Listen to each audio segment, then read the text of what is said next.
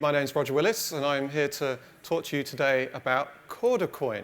This is a topic that a lot of people have been asking R3 about over the years, and we haven't really said much about it. So I'm going to give you a world-first tour of what CordaCoin could possibly look like. So let's begin. But actually, this presentation is not so much about CordaCoin initially. It's about people being wrong on the internet.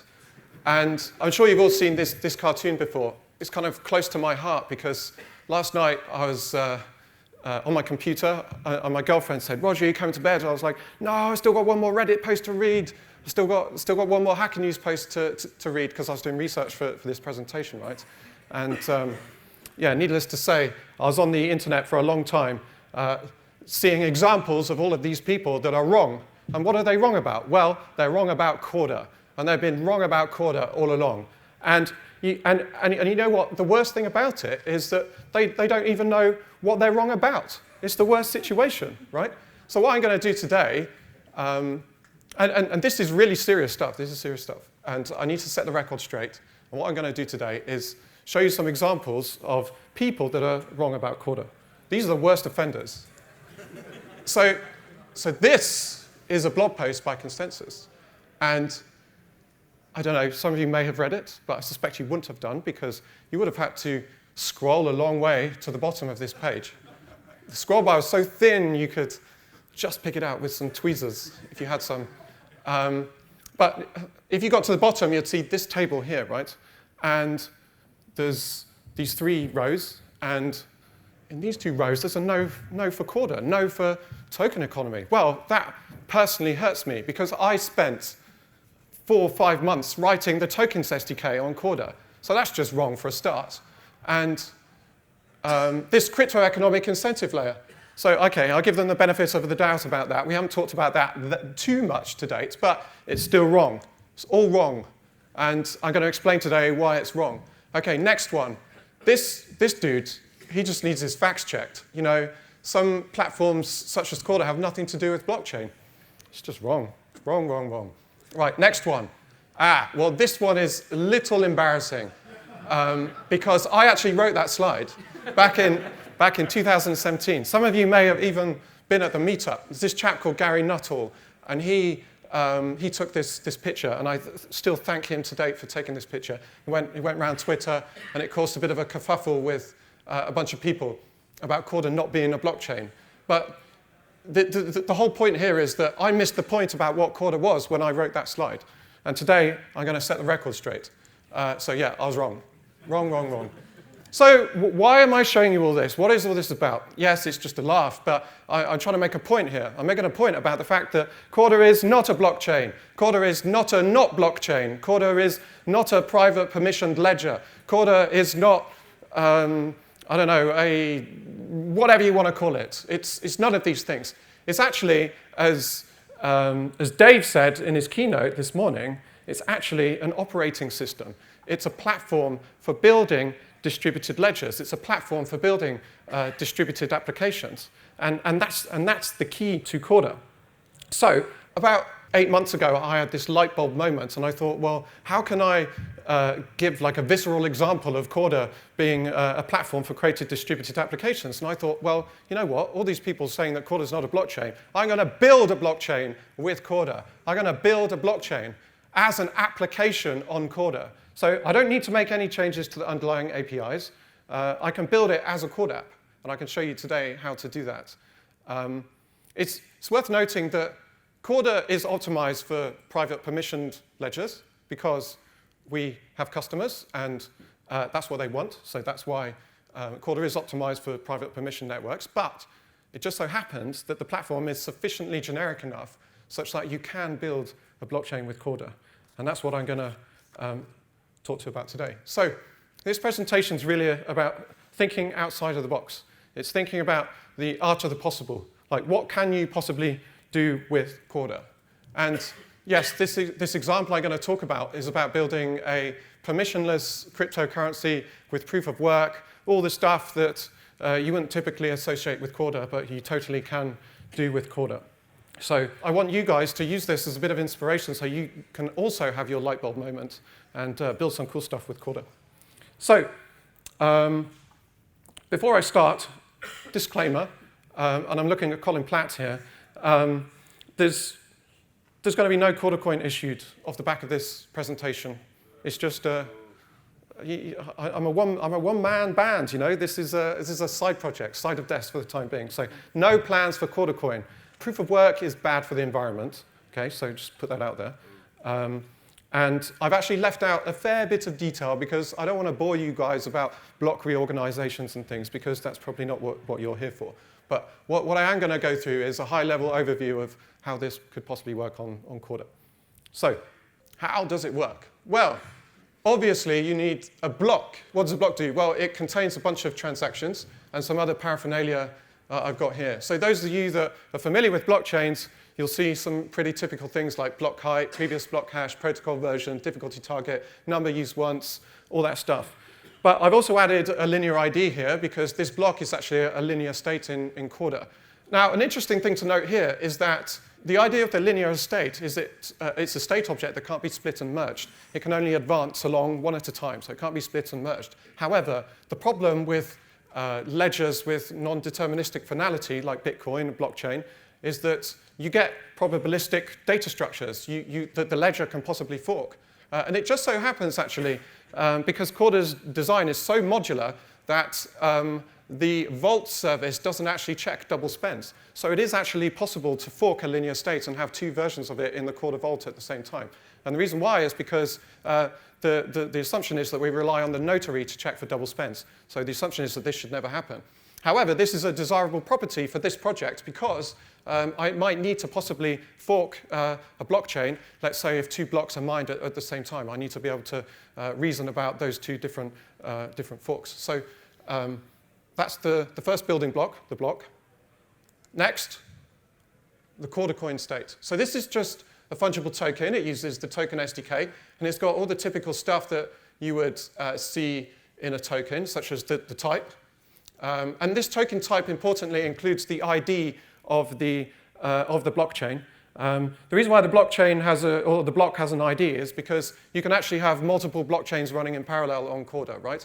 Because a blockchain is just a state. It's a lineage of states. You can have as many of them as you want on a Corda network. Also has an amount, obviously, a holder. So that's just a public key of the party that's holding the Corda coins, and an issuer. In this case, the issuer is a particular public key, and I'll go into that in a bit more detail. But the thing to note here is that all Corda coins should have the same public key, such that all the coins are fungible, so you can split and merge them all together. You don't want different issuer keys because then you won't be able to split and merge coins with different issuers. The interesting thing here to note is that a Corda coin can only be spent if there is a block that contains the hash of the transaction that either spent or created that particular Corda coin. And that will become more apparent later on of why that is important. So you all with me so far? Yes, no, maybe? OK, I'll continue anyway. So let's create a new blockchain. Let's build the world's first blockchain on Corda. PowerPoint's pretty good. It's, I guess, a good enough proxy or approximation for the time being. So we're going to build this blockchain in PowerPoint using Corda transaction diagrams. So first, what do we need to do? Well, Teresa wants to start this blockchain. And the way that she does it is, first, she needs to claim a block reward. And just like in Bitcoin, the block reward is set to 50 tokens for I don't know, the first n number of blocks mined, and then it kind of halves to 25. But for now, because this is the first block, we start with 50 coins. This is just a simple transaction of issue to self tokens. And you see that Teresa creates a public key pair, and this signifies a transaction signature. Oh, I've actually got a lazy point. I forgot about that. There we go. So Teresa signs it with the corresponding private key for the owning public key for those Corda coins. And then she also signs it with the notary key. But that's a bit weird, right? How does Teresa have the notary key? Well, In a blockchain on Corda, you don't actually need a notary, obviously, because instead of having a notary service, you have a pool of miners and a number of nodes, and those nodes check for double spends, and then the miners put those transactions into blocks, and as those blocks are published around the network, then those blocks are the ledger, right? So you don't need a notary service. But it just so happens that on Corda, at the moment, you always need a notary associated with a state object when you create it for the first time. So what we can do is we can do a little hack. We can create a notary key pair and publish this key pair to everybody on the network so that everybody sees it, such that when they want to create a transaction, the permissionless consensus, then they can just sign it with that notary private key. So that seems a bit strange, but it will be a bit more clear later on when I show you some more transactions. So what next? So Teresa has to create her first block. So that's pretty easy. You create the block, which has block height 1. It's the first block. We include the Coinbase transaction. So this transaction here as a reference in the block. So we need the transaction hash for the Coinbase transaction in that block. The list of transactions, which in this case is empty, the timestamp, difficulty target, and then the number used once, which we have to fill in. So this is what this number used once is essentially our proof of work. So if we can find a hash for this block such that the hash is low enough, i.e. lower than the difficulty, the value of the hash of the block is lower than the difficulty target, then that's considered a valid proof of work. And once Teresa gets that, then she can then create a transaction to create that block on the ledger and then publish that block to all the parties on the network. So that's what she does next. So she creates a new transaction that has one output state, which is the block state, and it has a reference, which is a reference to the Coinbase reward. And the reason why we have that reference there is because the block contract checks that the reference containing the Coinbase reward has the right amount of tokens being created. That's 50 tokens in this case. And it also checks that the tokens are sent to the same key as the one which was used to sign the transaction that creates the block, right? So it creates a link between the Coinbase reward and the new block. So this is the beginnings of a new blockchain. So what happens next? Well, Teresa needs to broadcast this block to the network. Just so happens, this is, because CordaCoin is so cool and exciting, we have lots of new parties coming to join the network. So it just so happens now that Boris is setting up his Corda node. Well, in fact, probably his aides will be setting him up a Corda node, so I don't think he'll do it himself. But let's imagine he's setting up a Corda node on AWS or something like that. And it just so happens that he gets this block from Teresa. And he thinks, wow, cool. Well, I'm going to mine too. I can get some Corda coins. So this is what happens next. So Boris is going to mine the next block.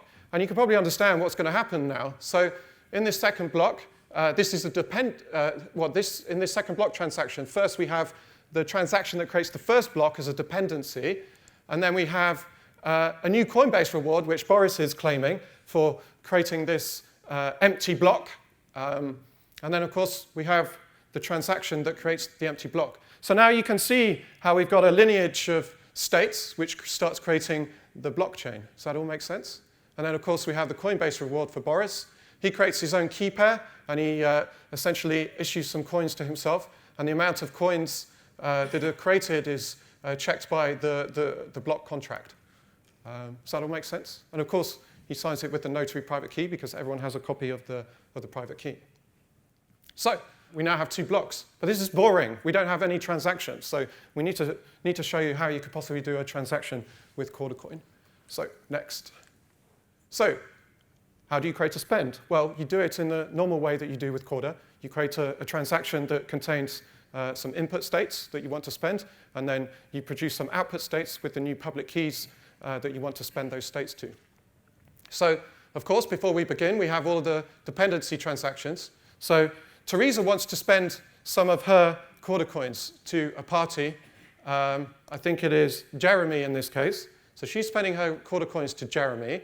So obviously, this transaction here needs to be a dependency of the spend transaction. And it also just so happens that this transaction is a dependency of the transaction that created the first block. But it will become a bit clearer when I show you the spend transaction.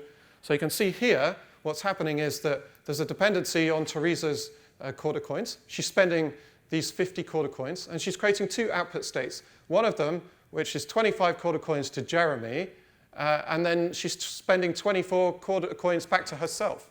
So she wants to spend 25 CordaCoins, but of course you have to pay fees on this blockchain. And in this case, Teresa's paying a 1 CordaCoin fee, as you can tell the difference between the 50 and the 49. So that fee of 1 CordaCoin will be collected by the miner.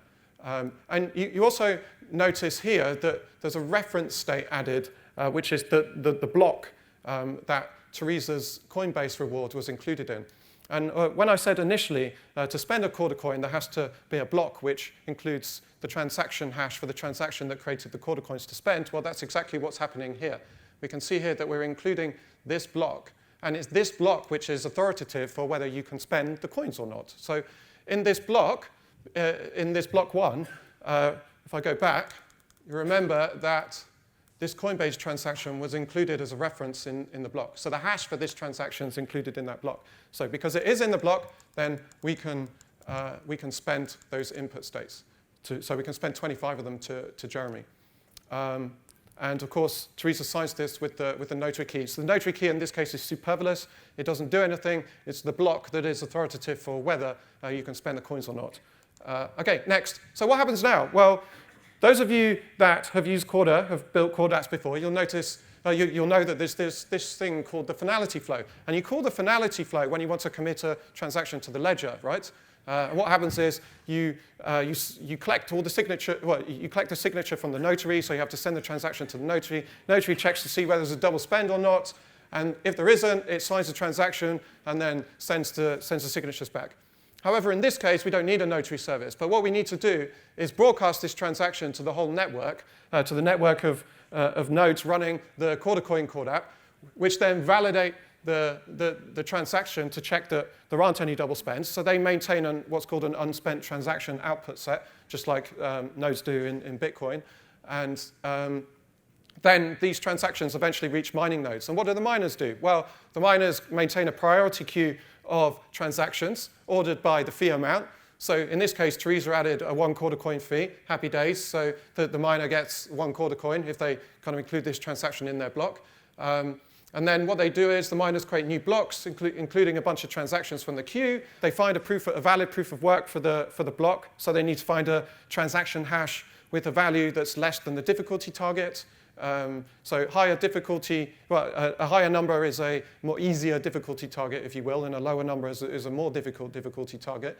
And then once they've found that proof of work, they create the transaction that creates the new block, and then they broadcast it to the network. So what Teresa has to do now is try and get her transaction included in a block. And we call this the probabilistic finality flow because, as you probably all know, ledgers like Bitcoin don't provide deterministic finality. So in a year's time or so, you might find that your transaction has been reversed, that the ledger can change under your feet. So we need to take that into account. And I'll talk a bit more about that later. So, all right, the third block. So I'll go through this quickly. We have 3 dependency transactions for this one. So we got the previous transaction that created block 2. We got the Coinbase reward for this next block. And this actually goes to Nigel. Nigel's mining the next block.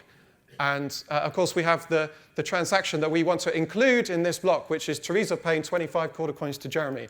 So this is the transaction. It looks like a bit of a mess, but I'll explain to you what's going on. So we got the lineage of the blocks. So we're creating this block 3 that has a previous block, which is block 2, of course. We have the reference to Nigel's Coinbase transaction, where he claims the Coinbase reward as well as the one CordaCoin fee. I just lumped it all together because it's easier.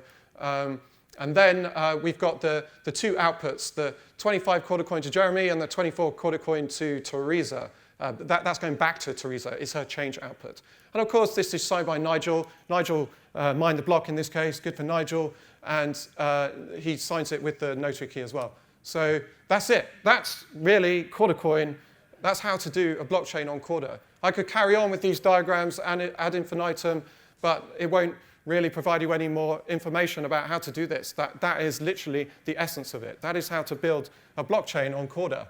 It was sitting there right before your eyes the whole time, but no one knew. Now it's all revealed. And judging by the fact that everyone's quiet, no one really cares, I guess. It's not that exciting. I think it's exciting. But I've lied to you all. I have actually lied to you all. This isn't it. This is really just one part of the puzzle. And I'll explain to you why.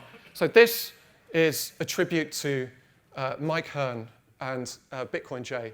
And what this is a snippet of code in Bitcoin J that handles block reorganizations. So it turns out that blockchains are a complete pain in the ass. They're like the programmer's worst nightmare.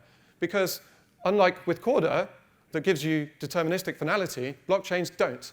Like, it's really frustrating because there are so many different edge cases to deal with.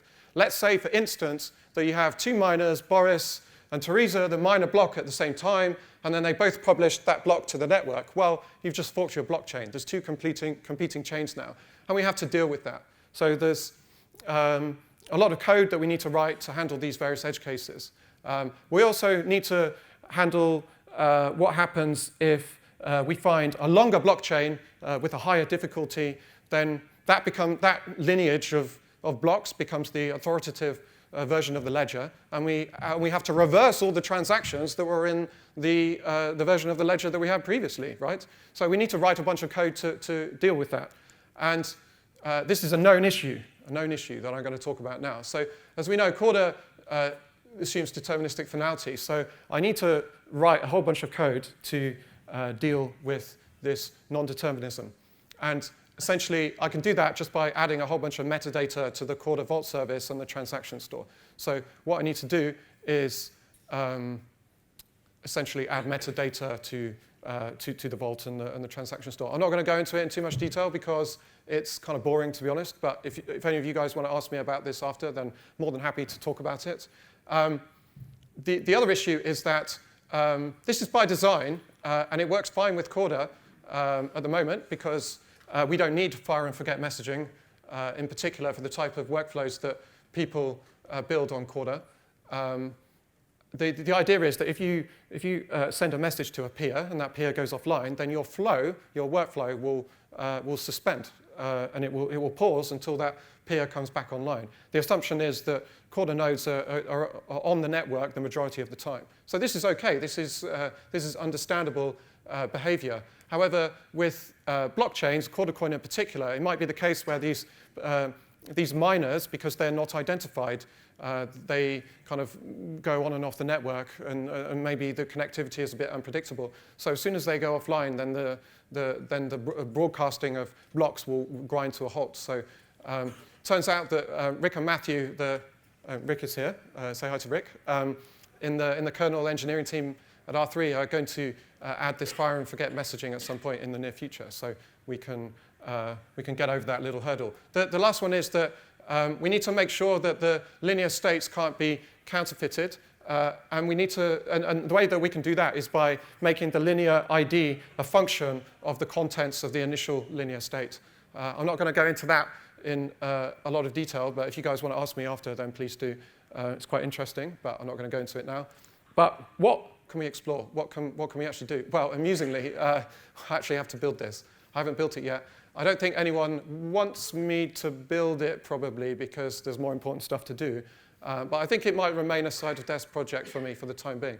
Unfortunately, the Unicode emoticon there doesn't display, but that was a laughing emoji about the Lightning Network, because the Bitcoin guys have been talking about this for ages. And what I've done is I've built a version of Bitcoin, CordaCoin, that has an inbuilt Lightning Network, because in Corda, you have the notary change protocol. And what you can do is you can move a state from the proof of work notary onto a crash fault tolerant notary that can handle tens of thousands of transactions per second, and you've got your own Lightning Network. Happy days, super easy. It's already built into Corda. And if you want to, you can then transfer your CordaCoin back onto the proof of work notary. So I think that's quite cool. Also, if you want to experiment with different consensus algorithms like proof of stake, that probably doesn't work, but it's probably more likely to work if you can pin the chain at a certain point in the past, such that it can't be rolled back after a certain point. then you can use the crash fault tolerant notaries to pin that blockchain at a certain point in the past such that it can't be rolled back. So that's quite interesting. An obvious win is that some of you who I guess know how to build blockchains have seen that I'm storing list of transaction hashes in the blocks, and that's not really a very efficient way to do it. So an obvious win is to use a Merkle tree instead of a list of transaction hashes. But obviously, building Merkle trees is a pain, so I've just kind of used a list of hashes for now. That is actually it. So I hope what I've done today is kind of show you the art of the possible, show you what you can do with Corda. Yes, this CordaCoin stuff is just a bit of a joke, really. And I'm not proposing that anyone actually builds it. But what I hope it does is show you that you can build some really awesome stuff with Corda. And I want you all to, those of you who are engineers, go out there and build and show the world what you can do with Corda, because it's a pretty amazing platform. And I want you to have your own light bulb moments. So this light bulb is off at the moment. I guess it's not plugged in. But if it was, then I hope you can switch on that light bulb and build some cool stuff yourself. And you might know, actually, this is an energy-saving light bulb. Energy-saving light bulb. Remember, proof of work, bad for the environment. Energy-saving light bulb. Right, that's it. Thank you very much.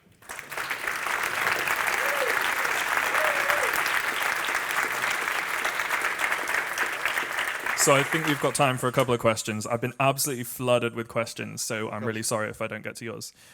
So the first one is, obviously you've chosen to build proof of work into this on top of Corda itself. Are we right in thinking you could build potentially any consensus mechanism? And do you see any as being a particularly good fit for Corda?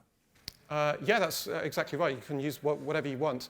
Obviously, the abstraction for proof of work differs to that of using a notary service, like, say, a legal entity that provides consensus. Obviously, due to the permissionless nature of it, anyone can mine where you have like a designated notary service. But yeah, I mean, there's nothing really to limit what you can do. And I guess it's more a function of what you require for your particular problem that you're trying to solve. So maybe one consensus method works better than others. And also, why do you think no one has tried to build this already? I think it's one of those things that's like hidden in plain sight. So I didn't realize you could do this until 8 months ago. And then even still, I couldn't fully figure out how to do it. It turns out the reference dates feature unlocked how to do this in a nice way. Before reference dates, you couldn't quite do it that nicely. But yeah, I think it was just a case of it being hidden in plain sight, really. And it's interesting because when you look at all those blog posts on the internet saying, "Oh, Corda's not a blockchain," it's like they didn't see it, but like they look dumb now because you know you can do this on Corda. So, will you be publishing this in a blog post or a presentation online? Yes. So what I'll do is I'm in the process of writing a design document, and I'm getting it reviewed by Mike and Richard, of course. So if it passes the Mike and Richard test, which I sincerely hope it does, then I will publish it on GitHub or whatever, and people can be free to contribute to it or comment on it. What I won't be doing is building it for the time being, but if anyone does want to build it after reading the design document, then please go ahead and do it. But I won't be building it. I think that's all we have time for. I just want to say I got at least 4 separate questions saying when moon. So thanks for that. Were they all from these guys? So I refer you to the disclaimer in the beginning of the presentation where I said we are not issuing a CordaCoin. So. Yeah. Okay, thank you. Please give another big round of applause for Roger.